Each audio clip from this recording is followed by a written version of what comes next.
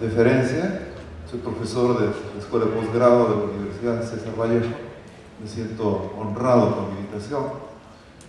En segundo lugar, al doctor Hermes Escalante, por la invitación también, como parte del CUS, que se llama famoso CUS. Nosotros trabajamos casi todos los días en el CUS. Chan nos tiene secos trabajando duro.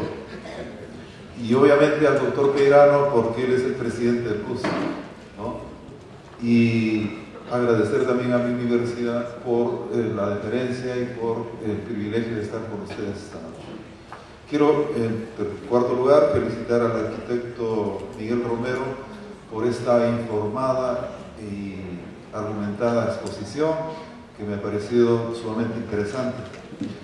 Mi intervención lo voy a más o menos dirigir desde una perspectiva un poco más polémica, porque el arquitecto Romero se ha cuidado mucho de no decir las cosas con su nombre, y voy a tratar de traducirlo eso con la venia, con el permiso del arquitecto Romero, porque el componente político que siempre reclamamos que esté presente en las conferencias como esta, tan informadas, tan interesantes, no lo tenemos aquí. Tampoco lo tuvimos en la Cámara de Comercio, menos en la Universidad Antonio Larrego. Y son ellos los que deben estar educándose, en principio, por este tipo de conferencias.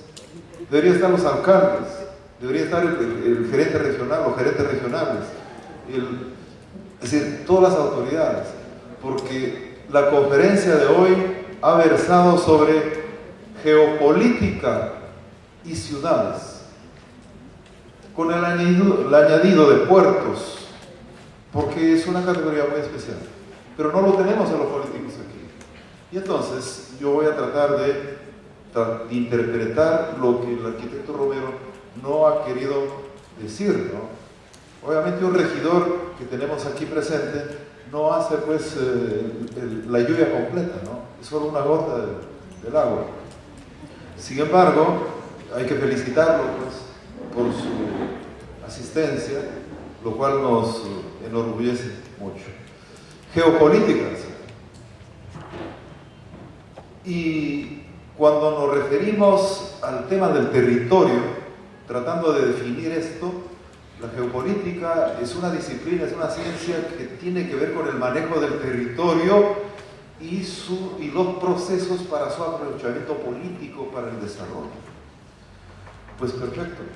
Fíjense, el discurso de la conferencia del doctor Romero ha estado orientado a más o menos potenciar y a privilegiar el manejo territorial por cualquier otro concepto en el tema del planeamiento.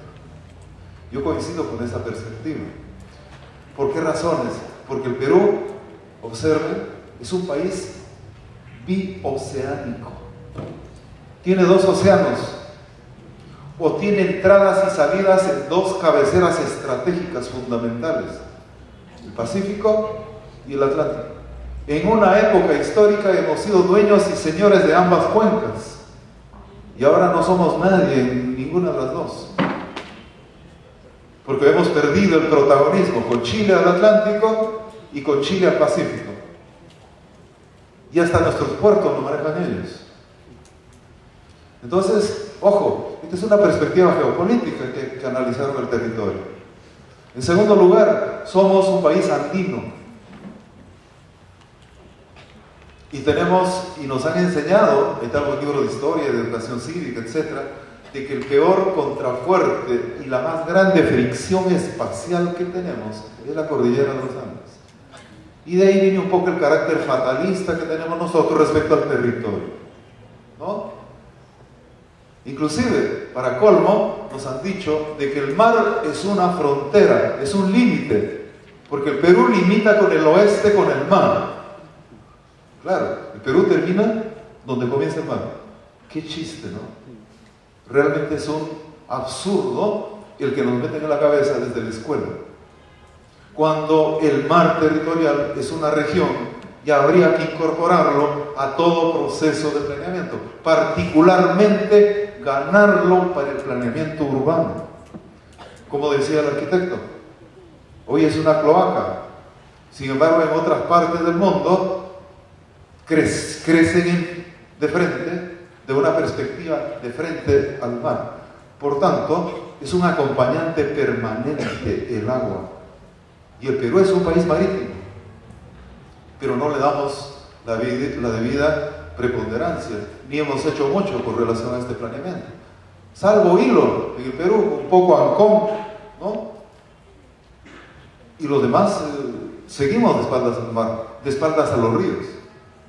Pero además el Perú es un país amazónico y está incorporado y articulado a los 5 países amazónicos. Por tanto, lo que ocurra en esos 5 países tiene que ver con esos flujos y esta dinámica energética, geopolítica que ocurre en cada uno de estos países. Y normalmente las ciudades se convierten en centros y focos geoestratégicos del desarrollo. Por tanto, la visión geopolítica debería ser parte de la formación de los alcaldes, de los regidores, de los gobernadores regionales, cuando postulan a un cargo como el de ser alcalde, por ejemplo. Porque la visión que tienen es una visión ornamentalista que muere en una plaza y muere en una vía pública. La visión que tienen de la ciudad no es una visión estratégica. Nosotros cuando desarrollamos los cursos de urbanismo le decimos, ¿cuál es el límite? ¿Cuál es la frontera física que tiene la ciudad? En realidad es muy complicado definirlo. ¿Por qué? Porque las cosas que suceden en Otusco, en Huamachuco, en Patás y en Bolívar, como provincias de la región, repercuten en Trujillo. Y lo que ocurre en Trujillo repercute en el resto de provincias. Por tanto, los equipamientos y la infraestructura que se construya gracias a la creatividad de los arquitectos y urbanistas tienen que más o menos consolidar esa perspectiva. Entonces, una visión geopolítica es sumamente interesante. Y por eso yo decía, el arquitecto lo ha dicho, pero lo ha dicho en otras palabras. Yo me estoy irrogando el privilegio de traducirlo. Entonces, fíjese, pero además el Perú tiene una selva que tiene muchos recursos. Tiene un potencial enorme, como todo el territorio nacional. Holanda es un país que tiene el tamaño de Ica, sin embargo, tiene un potente desarrollo industrial, científico, tecnológico. No tiene ni siquiera el 10% de los recursos que tenemos. Y por último, la posición que tiene nuestro país es una posición privilegiada desde la perspectiva geopolítica. Observen ustedes el mapa y ubíquenlo al Perú, está en el centro de los 2 extremos, Chile y el Ecuador por el otro lado. Entonces formamos una cadena geopolítica sumamente interesante. Pero yo me temo que cuando lo vemos estas cosas, no percibimos que necesariamente tenemos que incorporar un nuevo componente a esta visión geopolítica del territorio y de las ciudades, puertos en particular. Primero, porque hay cambios globales que son cambios irreversibles y ya no podemos buscar a Pachacútec ni al Tahuantinsuyo a estas alturas, porque ya se produjeron, nos guste o no nos guste, son irreversibles. Estamos en sociedades inéditas, violentas, cambiantes en forma y contenido, y aun cuando no nos guste, tenemos que adecuarnos a esa perspectiva nueva, como también lo ha insinuado el arquitecto Romero. El hecho de que tengamos una identidad con relación a la cultura no implica que desatendamos otro tipo de impulsos geoestratégicos de otros territorios. Cambios globales, cambios que han producido significativas alteraciones en las ciudades nuestras. Miren, tenemos cuencas interesantes, además, no solo el mar, el Amazonas, la cuenca del Plata, que es de Paraguay, Uruguay y Argentina, que tiene más de 7.000 kilómetros esa cuenca. Y nosotros negociamos permanentemente con esa gente. Tenemos el sur con una posición geoestratégica con la carretera interoceánica. Y tenemos la salida de Brasil, que todo indica que lo va a hacer por Paita, porque además ya casi está lista la carretera. Tenemos un impulso, un conjunto de energías estratégicas que vienen del resto del continente, que en los puertos tienen su concreción mucho más objetiva. Por tanto, si las ciudades son el foco de atracción de las inversiones por los recursos naturales y por su posición geoestratégica, es obvio suponer de que las ciudades van a cambiar irremediablemente. Y por tanto, la formación de los arquitectos tendrá que cambiar inevitablemente. Y también la formación de los políticos que nos gobiernan. Porque la ciudad que gobiernan hoy no tiene el tratamiento, ni siquiera los impulsos de la lectura que ha hecho el arquitecto Romero el día de hoy. El territorio es vital. El territorio transfiere identidad, es cierto, pero también impulsos para la conformación de corredores estratégicos vitales. Pero también hay cambios que esa globalización produce en el territorio, desde el punto de vista geopolítico, que alteran y producen asimetrías geopolíticas. Y yo estoy hablando desde la perspectiva del lenguaje geopolítico, estrictamente por si acaso. Por ejemplo, los bolsones de miseria son inevitables, son asimetrías.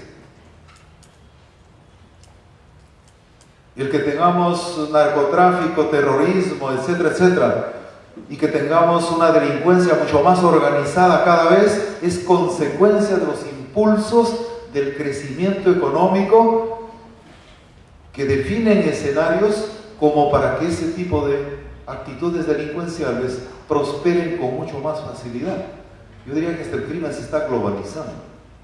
Y por tanto, los que planifican y gestionan la ciudad tienen que prepararse también para ese tipo de impulsos. O sea, aquí el arquitecto no solo tiene que ver a la ciudad desde el punto de vista de los equipamientos. Ahí vamos a volver a la primera tradición del urbanismo. Es decir, el diseño urbano, el arquitecto constructor, el arquitecto de los volúmenes, el arquitecto de las formas. Eso ya pasó de moda, pues. Hemos avanzado mucho. Luego fue el transporte para dinamizar. Y ojo, una cobertura desde la perspectiva geopolítica del desarrollo tiene que apostar por una creciente y permanente infraestructura, porque es imposible, lo que decía el arquitecto Romero, una transversalidad en el manejo territorial, desde geopolítico, costa, sierra y selva, que los habitantes de la sierra se beneficien de la proteína del mar, perfecto. Que los minerales de la sierra sean para el desarrollo de la costa y de la selva, y que la energía de la selva se transfiera para el resto del país. Esa es una visión estratégica muy interesante, que además es la postura de Pulgar Vidal, el cerebro ideólogo de la regionalización transversal propuesta por Alan García Pérez. Pero aquí hay un problema serio, pues también desde el punto de vista geopolítico. Esa visión que es utópica es la más adecuada para el país, es cierto, pero solo puede funcionar si es que el país estuviera convenientemente articulado. De lo contrario, sigue siendo una utopía. Solamente tenemos un cordón articulador, que es el eje de la Panamericana. Toda la economía está en función de ese modelo centralista. Tanto las vías como la economía se trasladan, y los indicadores que ha dado el arquitecto son interesantes para la cuenca del Pacífico. Ahí faltaba decir quiénes están en la cuenca del Pacífico. La mayoría son ciudades metropolitanas. En el Perú, por ejemplo, más del 50, casi el 60% de la población está en el eje costero. Más del 90% de la economía nacional lo produce el eje costero. De cada 100 soles que se presta, solo para Lima van 98 soles y solo 2 para el resto del Perú. ¿Qué modelo territorial tenemos? Al final, es un modelo absolutamente absurdo que hay que cambiar. Y cuando menos yo, en esta noche, he aprendido de la conferencia del arquitecto Romero que el territorio es un pilar fundamental para un nuevo rumbo para el país, un nuevo rumbo para la planificación. Y no se olviden que en esta perspectiva global, geopolítica, las ciudades se convierten en los mercados globales. Y la lucha entre las ciudades del mundo es la lucha por saber cuál de ellos será el mercado global mayor. Bueno, la guerra ya la ganó Estados Unidos, pues Está probado que sus ciudades son los mercados globales mayores, pero la lucha actual va por ese lado. Yo lo que veo es que todos estos cambios que se está produciendo requieren pues una visión en los cursos de urbanismo, particularmente de los jóvenes de arquitectura, un lavado del cerebro, pero muy rápido, ¿no? Porque la visión que se tiene de la ciudad es una visión cuadriculada, muy escueta, muy ligada a la frontera, ¿no? Al máximo una conurbación cercana, nada más. Porque lo demás me parece que está por hacer. Pero qué bueno que hay este tipo de conferencias, porque nos ilustra y de este tipo de conferencias aprendemos. Y como estamos pensando al 2050, posiblemente les llegue cuando menos la versión grabada de la conferencia del arquitecto Romero a quienes nos gobiernan, ¿no? Para que vean que la lectura de las ciudades son diferentes. Yo también pensaba, como el arquitecto Romero, que esta moda de hablar de ciudades resilientes es no nada más que la capacidad